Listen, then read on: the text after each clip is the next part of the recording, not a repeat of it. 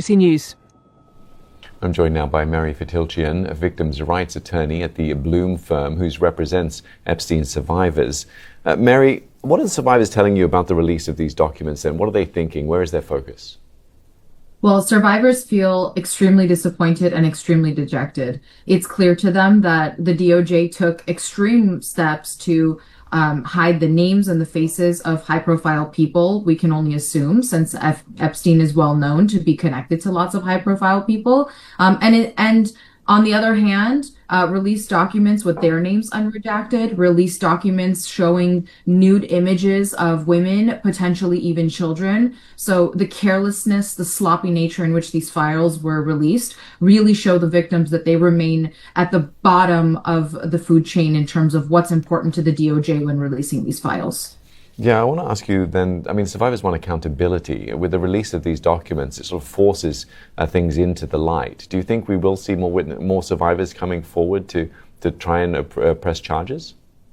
I don't know at this point. I mean, coming forward as a survivor is an extremely huge task. You have to subject yourself to scrutiny. You have to tell your story to multiple people. You have to tell your family, potentially your friends, your community, if they don't know what's happened to you. And I think that the way that these files were handled and the way that the survivors now have been treated, I don't think that that incentivizes anyone, whether they're an Epstein survivor or any survivor of sexual assault, to come forward and tell your story, because they're going to be met with scrutiny and humiliation instead of belief and care.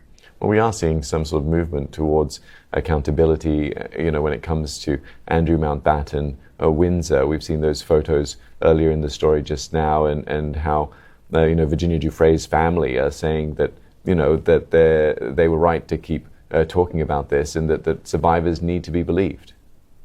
Yes, I would agree with you. I do see that in the UK. I think that that's something we seriously lack here over in the States. There's been multiple high-profile people who have been named in the files. There's emails that, could be potentially compromising, could potentially signal criminal activities. And as far as I'm aware, besides, I know our former president has said that he would go testify before the House committee.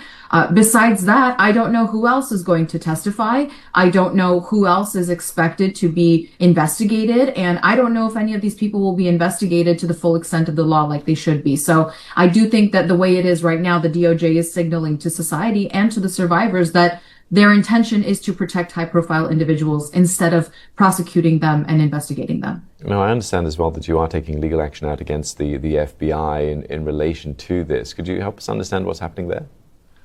Yes, so we basically are alleging that the FBI was negligent because they failed to investigate credible reports of Epstein as far back as 1996 with Maria and Annie Farmer. So we're waiting to see if the courts will agree with us that their decision not to investigate would be due to negligence. Our governing bodies here do have some level of discretionary function, which means that they can make decisions to investigate things or not. We're hoping that the courts will see our argument and see that, if there are credible reports of sexual abuse, especially in Maria and Annie's case of a minor, that the FBI should investigate. And if they had investigated in 1996, they could have prevented hundreds of women from being abused.